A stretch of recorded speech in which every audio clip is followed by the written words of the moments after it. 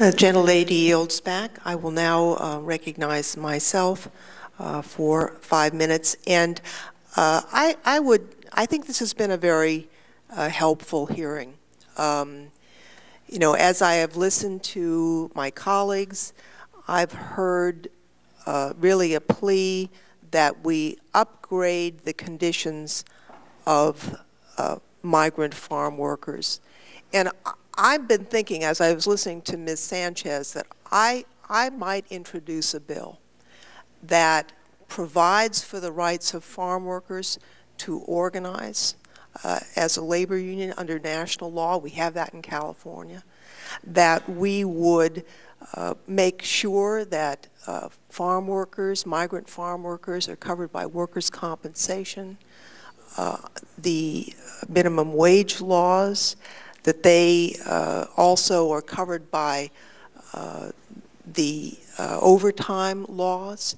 And I'm hoping that when I do, that those who've spoken so passionately about the need to upgrade conditions for farm workers will be among the first to ask to co-sponsor that bill. And I will be working with Ms. Sanchez to do that. You know, we, in my career prior to being in Congress, I actually was an immigration lawyer at one time, and I taught immigration law part-time. And I'm very mindful that the laws are important, but the Congress makes the laws. And currently, we have, for those individuals who wish to immigrate to the United States who do not have a college degree, we allocate 5,000 visas a year. So it is, when people say you ought to do it the legal way, I think those individuals probably don't know that there's only 5,000 visas a year, and we've got 2 million farm workers. Now, I do think it's important that we make available first all jobs to the people who are here. But as the campaign of the farm workers has shown, there are some jobs that are not a good fit for people who are unemployed, and part of the problem here is that these are seasonal migrant jobs.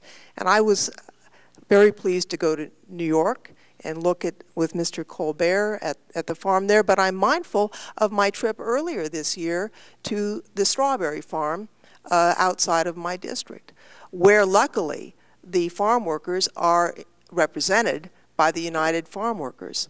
Those migrant farm workers earn $18,000 to $19,000 a year. They have health care benefits. They have a pension plan. They are provided housing, and in talking to their employer, they have been unable to get Americans to come take these jobs because they are killer jobs. I mean, it is, I was out there picking those strawberries, and that's just the fact. We could say that's a good idea or a bad idea. That's the reality. And reading Mr. Glaze's testimony and understanding in California the number of farms that have simply folded and gone off farm, this has implications for the entire American workforce, upstream, downstream. We've got 3 to 4 jobs that Americans are doing for every migrant farm worker who's here. And so if those farms close and go offshore, it's not just the farm workers who are displaced, it's the 4 Americans who are dependent on those farm workers who are displaced. So this is a very serious issue. I would just like to thank each one of our witnesses for being here. A lot of people don't realize that the witnesses who come before Congress are volunteers. They come, I mean, just as volunteers to help make a better country, to help the Congress understand an issue better. And so each one of you, as a volunteer, has done that today. I thank you for doing so. I thank the members for their participation. I would note that the record will remain open for 5 legislative days so that members may submit material, and further that members may have additional questions for the witnesses that will also be submitted within 5 days, and if that should occur, we would request respectfully that the response be forthcoming. With that, I would thank all of the witnesses and members for their participation and would adjourn this committee.